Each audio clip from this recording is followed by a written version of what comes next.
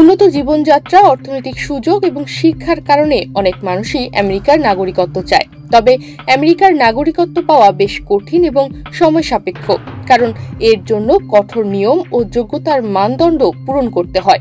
সাধারণত আমেরিকার green card পেতে হলে কমপক্ষে 5 বছর সেখানে থাকতে হয়। এরপর নাগরিকত্বের জন্য আবেদন করতে হয়, যা 6 মাস থেকে 2 বছর পর্যন্ত সময় লাগতে পারে। এবার আর এত কষ্ট করতে হবে না। মাত্র $5 মিলিয়ন অর্থাৎ বাংলাদেশি টাকায় যা প্রায় 60.5 কোটি টাকা দিলেই মিলবে গোল্ড কার্ড অর্থাৎ মার্কিন নাগরিকত্ব। সিএনএন এর প্রতিবেদন থেকে জানা গেছে, মার্কিন প্রেসিডেন্ট ডোনাল্ড ট্রাম্প ঘোষণা দিয়েছেন কিছু ধনী অভিবাসীদের দেশের নাগরিকত্ব দিতে এই অফার দিচ্ছেন তিনি। We're going to be selling a gold card. You have a green card, this is a gold card.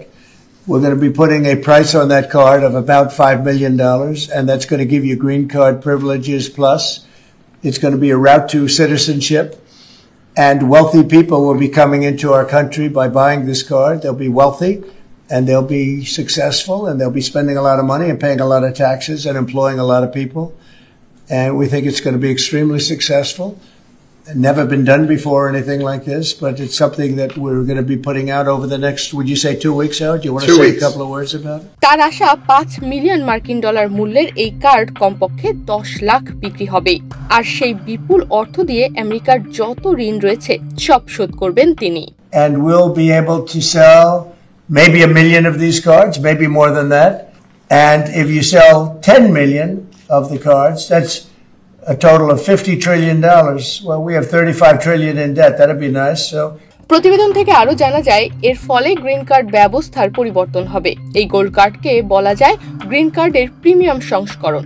Green card দেওয়ার যে প্রকল্প তার নাম EB-5।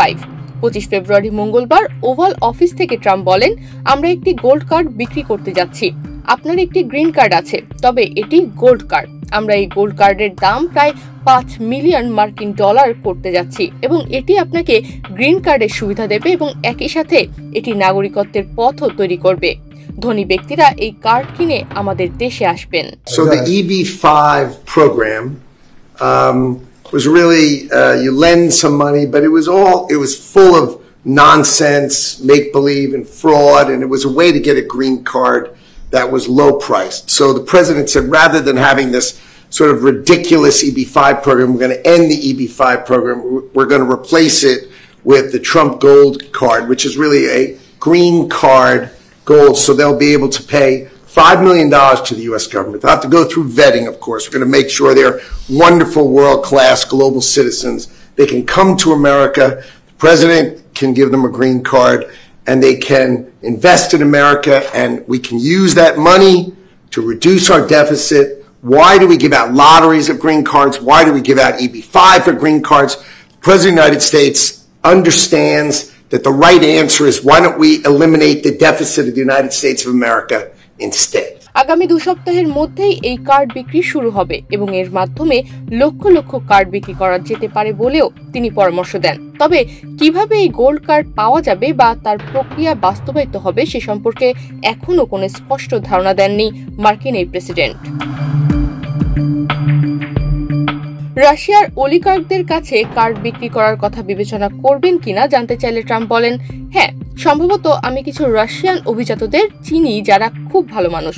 অনেকের মতে নতুন গোল্ড কার্ড চালু হলে বর্তমান EB-5 প্রোগ্রামের ওপর প্রভাব পড়তে পারে। EB-5 প্রোগ্রামের মাধ্যমে অভিবাসী বিনিয়োগকারীরা আমেরিকায় মার্কিন কার্ড পেয়ে থাকেন। নতুন গোল্ড কার্ড চালু হলে EB-5 প্রোগ্রাম আর থাকবে না বলেই মনে করছেন অনেকেই। তনিমা রহমান, বাংলাদেশ প্রতিদিন।